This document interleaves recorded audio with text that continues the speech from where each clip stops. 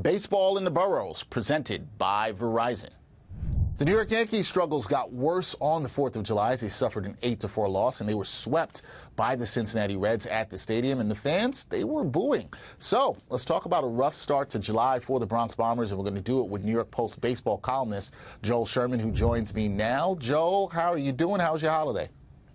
It was good. You got the red, part of the red, white, and blue down. I really like it. Got the red. Well, you got red, right white down, I should say. No blue today, though. I could have done a blue with the pocket square, but no, the blue is that all Yankee fans are blue. That's the blue. There you go. Yankee fans, they are blue right now, Joel, because the Yankees, they were swept by a National League team at Yankee Stadium for the first time in 72 interleague series. The team has lost 13 of their last 17 games.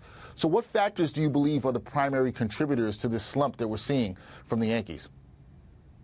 I mean, quite simply, Dexter, for the last 3 weeks, they've been the worst team in the major leagues by record and by how they're playing. It's hard to pinpoint a singular area that's been bad because they've all been bad. I've covered 3 Summer Olympics, and I do really like to cover the track.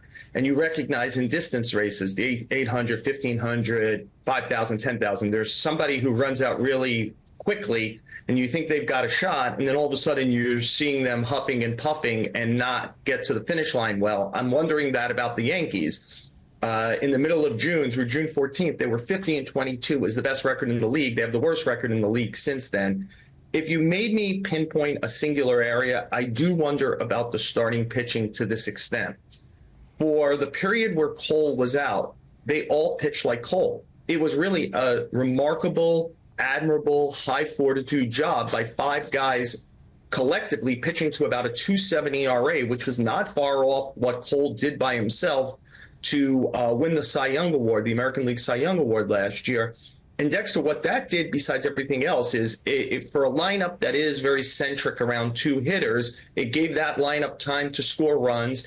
And most important, it protected a very iffy bullpen. It limited the bullpen to having to get 6-9 outs pretty regularly. It allowed Aaron Boone to use the pitchers how he wanted to, protect some guys, not overuse anyone. And the shorter bad starts are exposing that the lineup isn't long and the bullpen isn't long.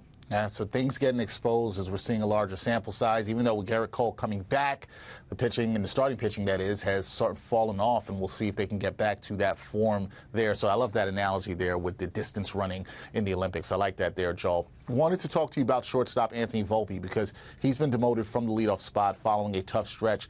What's your assessment of his performance this season, even including this tough stretch, and what impact do you think this change will have on the team's dynamic going forward? Well, I try to remember he's, 22, 23. This is his 2nd season. On the other hand, it's the 2nd season for Gunnar Henderson, who was taken 10 picks after him. It's the 2nd season for Elly De La Cruz. And we see how dynamic players like that are. And maybe the reality is it was a good draft pick, and Volpe is going to be a good to very good player. But for the first about 50, 60 games of this season, he was the 3rd guy behind Judge and Soto, and that's why he moved up to the top of the order. He brought some, punch, some batting average, some speed, and when he struggles offensively, he tends not to struggle for a day or two.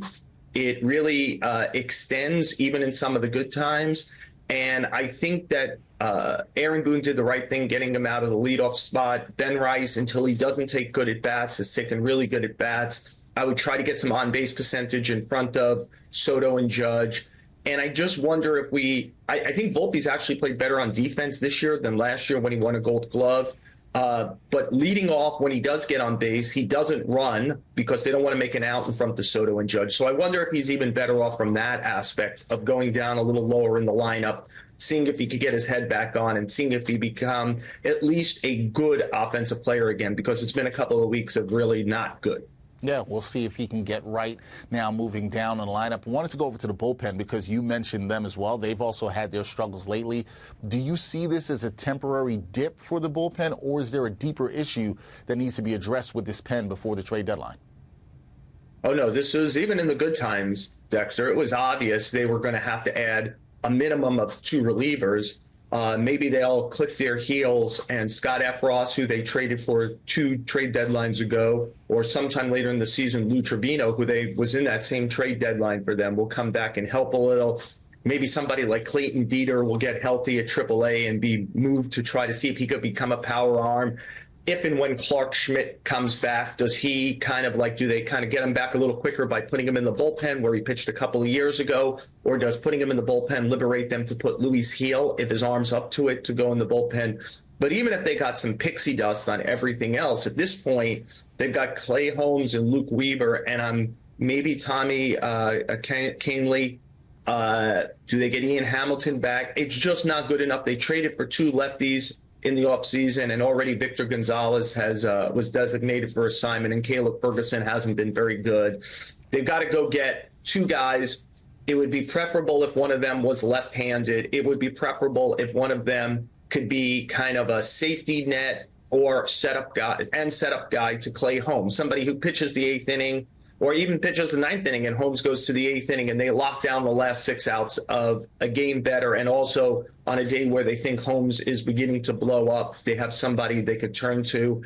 I kind of thought when Houston looked like they were out of it, a Ryan Presley type would be perfect for them, somebody really proven in the postseason. And I know Presley wasn't having a great year, but I believe in track record and pedigree. But now Houston's kind of the hottest team in the American League, just as the Yankees are the coldest, just to make Yankee fans' nightmare worse.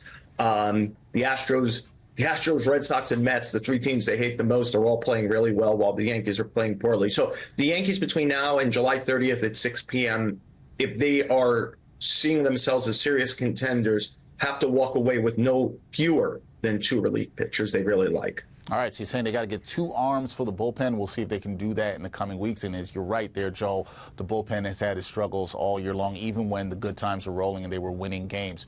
You mentioned the Red Sox. So let's look ahead to this weekend series against the Sox, who, as you mentioned, they're now back in the playoff race. They're just 4 games in the loss column behind the Yanks.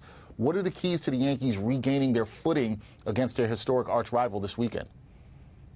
Well, at some point, are the Yankees going to become the Yankees? In some way, I think they have the right 2 starting pitchers starting the first 2 games of this series for them in Cortez and Cole. I think of those 2 as the 2 most likely to not be disturbed by atmosphere, losing streak, the Red Sox trying to get under their skin with a running game, because I think they will try to get under their skin with a running game. Alex Cora is great at annoying the Yankees. He's going to try to, that's the manager of the Red Sox, obviously. He is obviously going to try to annoy the Yankees this weekend by unleashing that running game again on them. The Yankees' losing ways started that weekend in Fenway in the middle of June, Dexter. Carlos Rodon blew up, which was the beginning of their starting pitching, not pitching well. And then the next night when Sherman was pitching and Trevino was catching, the Red Sox stole 9 bases. And the Yankees just haven't been the same team then. And I kind of feel like those 2 games really revved up this Red Sox run and really robbed something from the Yankee confidence. Suddenly there was, they had hidden how bad they are at shutting running games down. And now the word is out. Teams are more liberally running on them, and they're not shutting down running games at all. And so the Yankees have to kind of get their mojo back. The Red Sox are going to run this weekend. Can the Yankees get the ball out of the ballpark? Can Cortez and Cole in particular pitch strong, deep starts? And can the Yankees just find other guys in the lineup? I actually think Austin Wells and Ben Rice have had really good at-bats for about 2-3 weeks now. And they should be playing regularly. I would DH Wells when he doesn't catch until he shows me he's not taking good at-bats. But they need more than a 2-man show. It was a 1-man show last year with Judge. They extended it to 2. It's quite a duo. But on nights, I know you like this, but on nights where you shut down Brunson, it's hard for the Knicks to win. On nights where the Yankees have Judge and Soto shut down in any way, it's very, very difficult for them to win. Can some other guys, the Gleyber Torres, DJ LeMahieu, Alex Verdugo, etc., step up here? Joel, I love that. I love a good NBA reference there, a good Knicks reference there. So I appreciate it there. Other guys have to step up for the Yankees to win. I think you would say this is a big series for them right now with the Red Sox on their heels, just 4 games back in the loss column. We'll see what the Yankees can do this weekend. That is Joel Sherman, the great New York Post baseball columnist. Check out his work. Joel, always appreciate the time. We'll talk more baseball soon. Thank you, sir. Always great being with you, Dex.